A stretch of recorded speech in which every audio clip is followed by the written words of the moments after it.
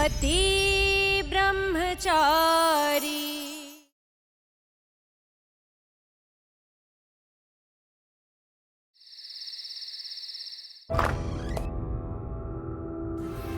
आप चलो देर से ही सही, पर तुमने सही फैसला ले ही लिया। मैं समझ गई, तुम किसी जॉब इंटरव्यू के लिए जा रहे हो ना? जो चीज इंसान के पास कम हो ना, उसे खर्च नहीं करते। फिर क्यों इतना दिमाग चला रही हैं? कोई इंटरव्यू देने नहीं जा रहा हूँ। कल मैं अपनी बहन के लिए आरव का रिश्ता मांगने जा रहा हूँ, बाबूजी से। अरे औकात क्या है उस सूरज की कि उसकी बहन को इस घर की बहू बनाऊं? अरे मेरा पालतू गुंडा है वो, मेरे टुकड़ों पे पलने वाला गुलाम है वो। मैं ईशा को इस घर में वापस लाने की कोशिश कर रहा हूं और तुम दोनों वहां रिश्ता लेके पहुंच गए। सोचा भी कैसे तुमने कि मैं इस रिश्ते को मंजूरी दे दूंगा? अगर आपको मेरा और काव्या का रिश्ता मंजूर नहीं है तो निकाल दीजिए मुझे इस घर से, ईशा की तरह। लेकिन मैं काव्या का साथ नहीं छोड़ूंगा। सही कहती है ईशा, आप बस हमारे पिता हैं, भाग्य विधाता नहीं। वो अगर अपने पति की पत्नी होने का फर्ज निभाने के लिए आपके खिलाफ जा सकती है, तो मैं भी अपने प्यार के लिए आपके अगेंस्ट खड़ा हो सकता हूं। चला जाऊंगा मैं इस घर से, ईशा की तरह। खुद को भगवान समझकर आपने जो फैसला मुझे सजा देने के लिए लिया था, भगवान ने उसी को मेरी जिंदगी का सबसे बड़ा तोहफा बना दिया। पापा, सरजू से शादी करवाना आपका फैसला था, पर इस शादी को निभाना मेरा फैसला है। आप मेरे पिता हैं, भाग्य विधाता नहीं। पापा इस रिश्ते को कभी नहीं मानेंगे सूरज।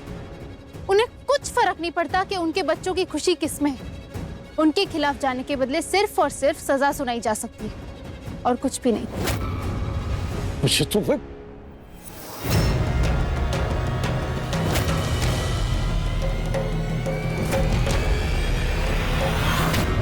नहीं पापा जी, मैं आपके आगे हाथ जोड़ती हूँ, प्लीज। बहू, अगर तुम हमारे पोते को जन्म नहीं देने वाली होती तो तुम्हें भी बीच में आने की सजा मिलती। हट जाओ सामने से। और जब तक मैं इसे सबक नहीं सिखाऊंगा, मेरा गुस्सा नहीं उतरने वाला। हट जाओ। नहीं पापा जी, नहीं, प्लीज। बाबूजी के गुस्से को मैं अच्छी तरह से जानता हूँ। फिर भी मैं बाबूजी से बात करूंगा, उन्हें समझाऊंगा कि काव्या बहुत अच्छी लड़की है, और मुझे पूरा यकीन है, पूरा भरोसा है कि बाबूजी मेरी बात कभी नहीं टालते। वो जरूर सुनेंगे। फिर भी नहीं माने तो क्या करोगे? तुम्हारे बाबूजी के खिलाफ जाओगे और अपनी बहन का साथ दोगे? बोलो सूरज, क्या तुम अपनी बहन का साथ दोगे? जानती हूँ तुम कभी पापा के खिलाफ जा ही नहीं सकते, इसलिए तो तुमने हमारे रिश्ते को कभी रिश्ता माना ही नहीं। तुमने कभी मेरी फीलिंग समझने की कोशिश नहीं करी, क्योंकि तुम्हें मुझ पर कभी भरोसा ही नहीं था। पर तुम अपनी बहन का साथ ना देने की गलती तो नहीं करोगे ना सूरज? ईशा जी, गलती की मैंने जो आपकी बात नहीं मानी। रिया के बारे में बिल्कुल सही थी आप, मुझे सुनना चाहिए था। नहीं सूरज, अब मुझे बुरा नहीं लगता। आदत डाल ली है मैंने अनदेखा होने की। वैसे भी कुछ ही दिन हम साथ हैं, फिर डिवोर्स हो जाएगा और फिर तुम एक जबरदस्ती के रिश्ते से आजाद हो जाओगे।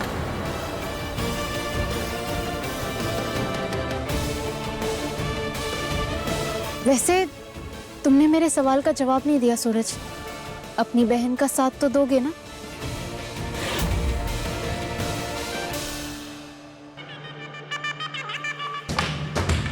मेरे एक इशारे पर सूरज अपनी बहन की शादी किसी और लड़के से कर देगा, एक इशारे पर। क्योंकि वो मेरा कहना कभी नहीं टाल सकता, कभी नहीं। बताओ सूरज, किसे चुनोगे इस बार? बाबूजी के हुक्म को या अपनी बहन की खुशी को?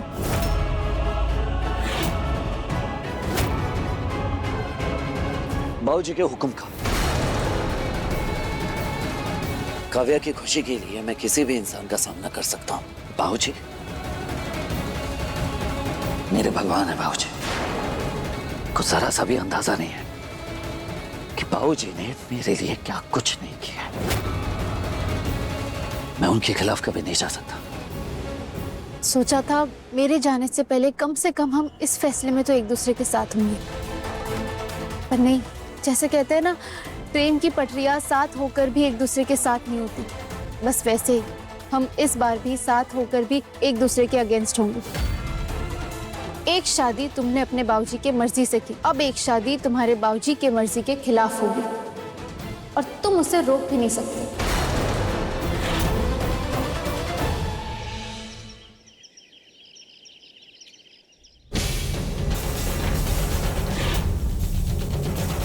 शादी रोकने की जिद पकड़ रखी है ना, उसमें भी हारेंगी। अगर जीत गई तो मैं अपनी दाढ़ी मूंछ मुड़वा लूंगा। सूरज भैया नहीं, सूरज भैया नहीं यार, भैया प्लीज मत करवाओ। मैं आपके हाथ जोड़ता हूँ, पैर पकड़ता हूँ, भैया ये मत करो। मैं ये देख ही नहीं पाऊंगा भैया। नहीं भैया, नहीं नहीं नहीं। अब सीना ठोक के वादा किया था तो पीठ कैसे दिखाऊं? पीछे नहीं हट सकता मैं। चल। ए मालिक है ऊपर वाले, ये देखने से पहले मुझे तूने उठा लिया तूने।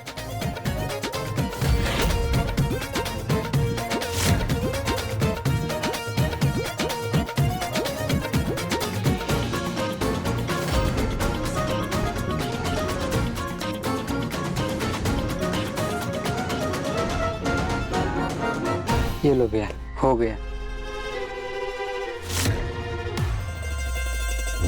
चलड़ा।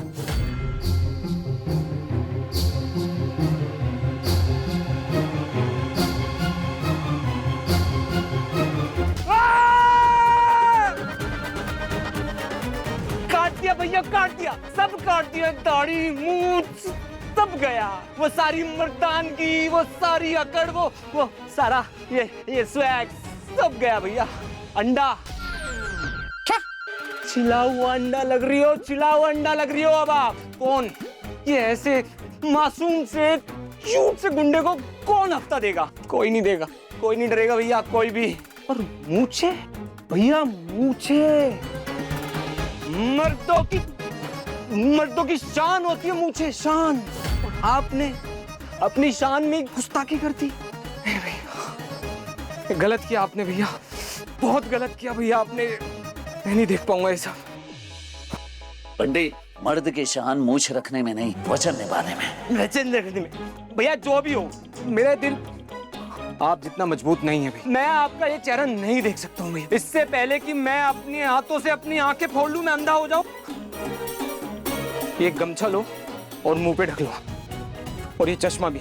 थोड़ी तो आपकी शक्ल देखने लायक बचे। ये लीजिए। मुझे इसकी जरूरत नहीं, समझा?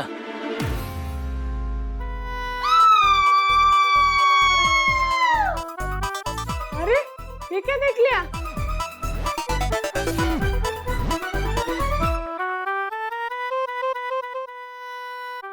देख।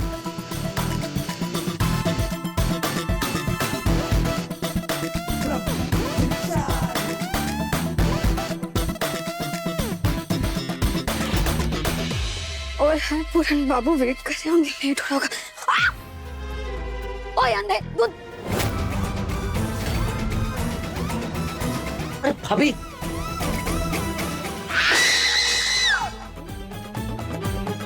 हे बंके बिहारी, ये मोनिका को क्या हुआ?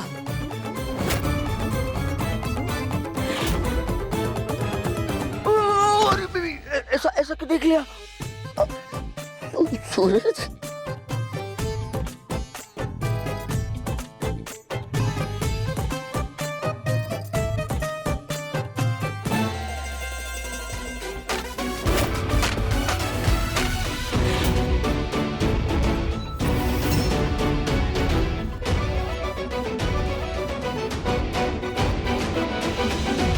हे कुंज बिहारी, मैं हारी। ये क्या?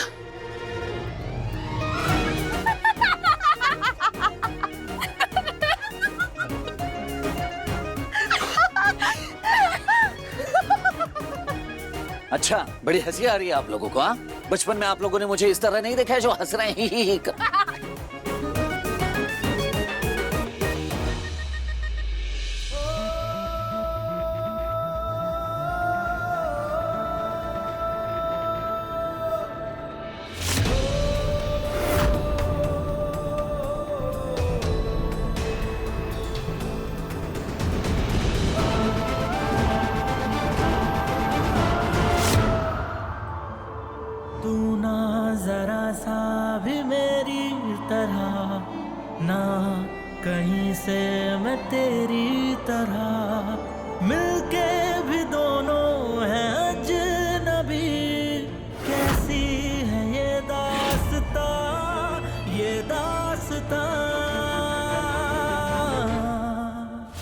जो ये शादी रोकने की जिद पकड़ रखी है ना, उसमें भी हारेंगी। अगर जीत गई तो मैं अपनी दाढ़ी मूछ मुड़वा लूंगा।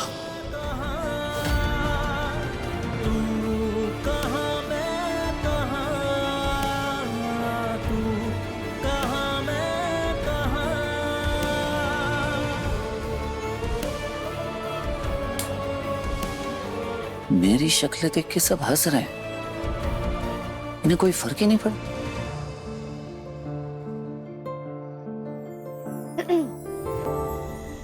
भाभी, अपने भैया का बदला हुआ रूप देखकर कुछ रिएक्ट क्यों नहीं किया?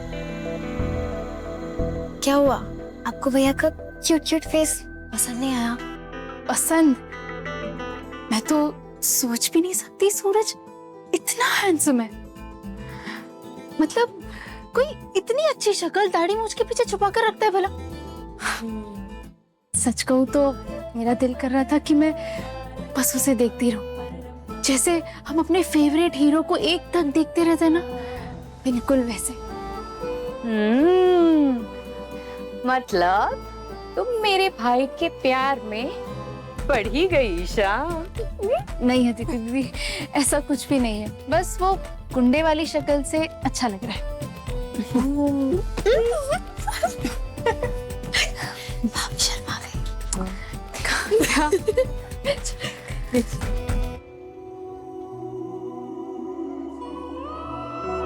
तू ना जरा सा भी मेरी तरह, ना कहीं से मैं तेरी तरह। कुछ दिन बाद इस घर में हर कोई होगा, सूरज, काव्या, अदिति दी, सिवाय तुम्हारे ईशा। तुम्हें यहाँ से जाना होगा हमेशा के लिए।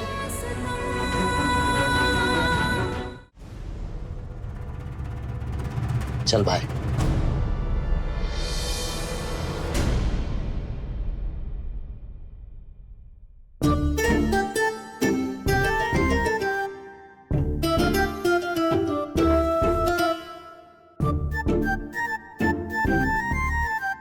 जी, ये क्या देख रही हो? नया नाटक है? मूछ मुड़वा के घूम रहा है क्या? इतना बदल गया है? तो नहीं है भाभी, परिवर्तन तो सृष्टि का नियम है और कभी कभी बदलाव जरूरी होता है। वो ईशा जी, मैंने बहुत सोचा और समझा कि एक इंसान दो अलग अलग लोगों के लिए अलग तरीके से मायने रखता है। बाबूजी मेरे भगवान हैं, तो आपके लिए वो पिता जिसने आपकी खुशियों की परवाह तक नहीं की। मैं बाबूजी के खिलाफ नहीं जाऊंगा। अगर मैं बाबूजी के खिलाफ नहीं जाऊंगा तो आपके भी खिलाफ नहीं जाऊंगा। और क्या मैं आप पर भरोसा कर सकता हूं कि आप मेरी बहन को उसके हक की खुशियां दिलाएंगे? वादा कीजिए ईशा जी, मेरे शामिल ना होने पर भी आप आरव और काव्या की शादी करवाएंगी।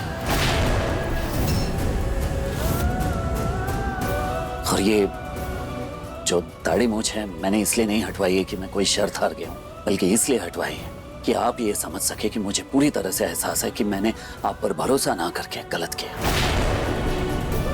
तो क्या आप वचन देंगी ईशा जी कि आप मेरी बहन काव्या को उसके हक की खुशियां दिलाएंगी?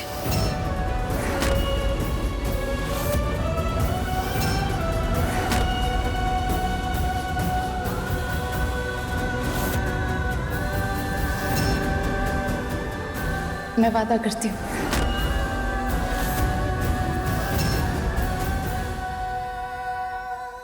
पापा, पापा, आप मुझे ऐसे कैद करके नहीं रख सकते। नहीं मिटा पाएंगे आप मेरे प्यार को। गुलाब जी,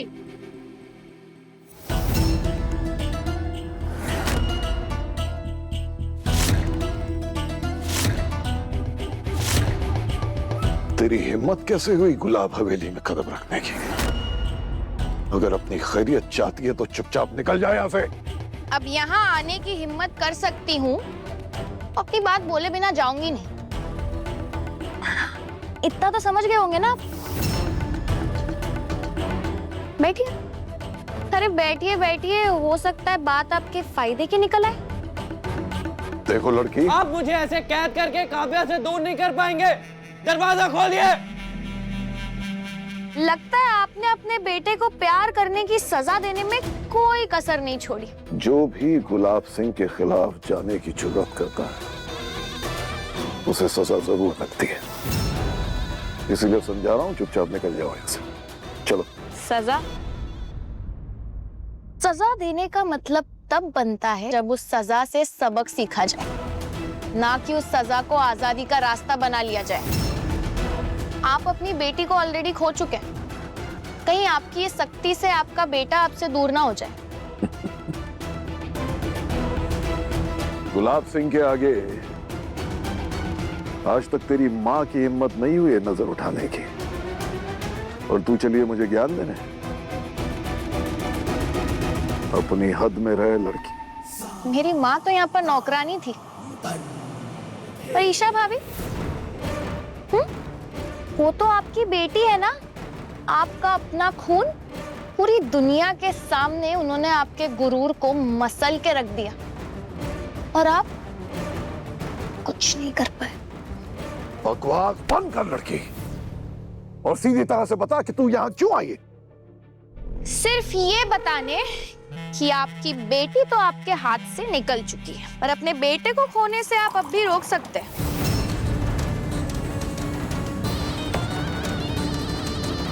उसका एक ही तरीका है, काव्या और आरव की शादी करवा दीजिए।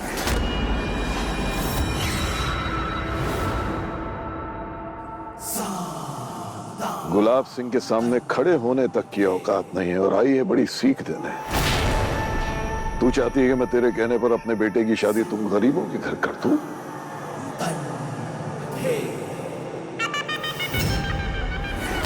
लड़की, तेरी खैरियत इसी में है कि चुपचाप निकल जाए यहां से, वरना आई तो अपने पैरों पर है, लेकिन अर्थी उठाने के लिए 4 कंधे लगेंगे, समझी? चलो।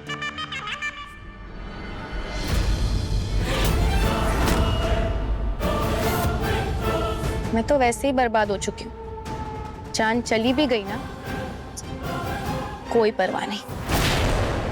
पर हाँ, इससे आपको आपका बेटा वापस नहीं मिलेगा, बल्कि वो नफरत करेगा आपसे जिंदगी भर। पहला मौका मिलते ही वो आपसे दूर हो जाएगा, जैसे आपकी बेटी हुई थी। बड़ा नाम सुना था आपका गुलाब सिंह जी। गुलाब सिंह जी ये है वो है, पर आपने ना मुझे डिसअपॉइंट कर दिया। इतनी छोटी सी बात नहीं समझ पा रहे आप? अरे काव्या और आरव की शादी करवा दीजिए, शादी तोड़ने की गारंटी मेरी। मैं हूं ना, क्यों आपको जबरदस्ती अपने बेटे के सामने बुरा बनना है, उससे दूर होना है? शादी टूटेगी तो उसकी गाज आकर ईशा भाभी पर गिरेगी ना। क्या हुआ, नहीं समझे? मैं समझाती हूँ।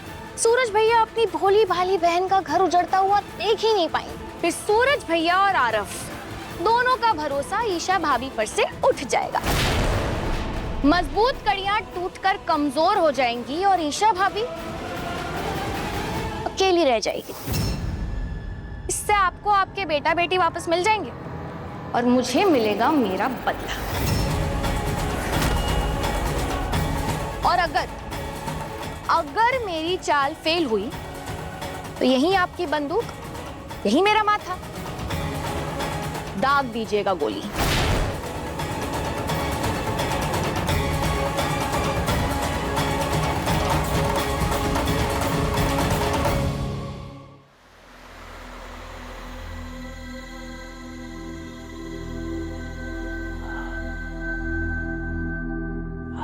बाबूजी,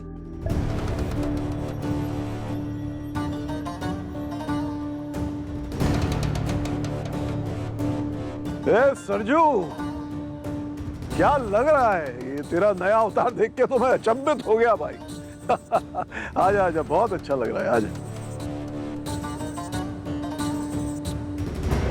जीता रहे। बाबूजी, आप मुझे यहाँ देखकर समझ ही गए होंगे कि आखिर मैं यहाँ आया क्यों।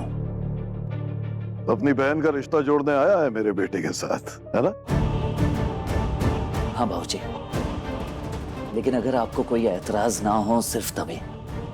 अगर आपकी मंजूरी ना मिली तो मैं भी इस शादी में शामिल नहीं होऊंगा बाबूजी। बाबूजी अभी कुछ ही देर में मेरे परिवार वाले शगुन लेकर यहाँ आ ही रहे होंगे, लेकिन बाबूजी आप जो फैसला लेंगे वो फैसला मेरे लिए अंतिम फैसला होगा। राम राम राम राम, हिम्मत तो देखो इनकी, घर का काम करते करते गुलाब हवेली से रिश्ता जोड़ने के सपने देखने लग गए। अरे माँ, वाह दादी,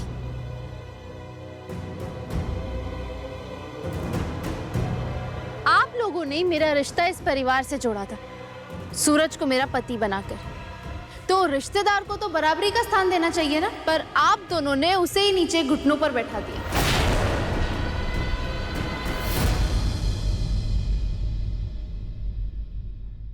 ये मेरी मर्जी है, ना कि कोई दबाव।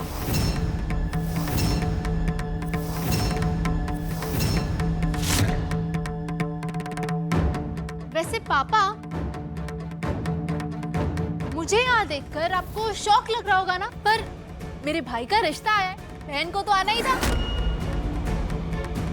तो लड़की वालों, आपकी काव्या मेरे भाई से कितना प्यार करती है?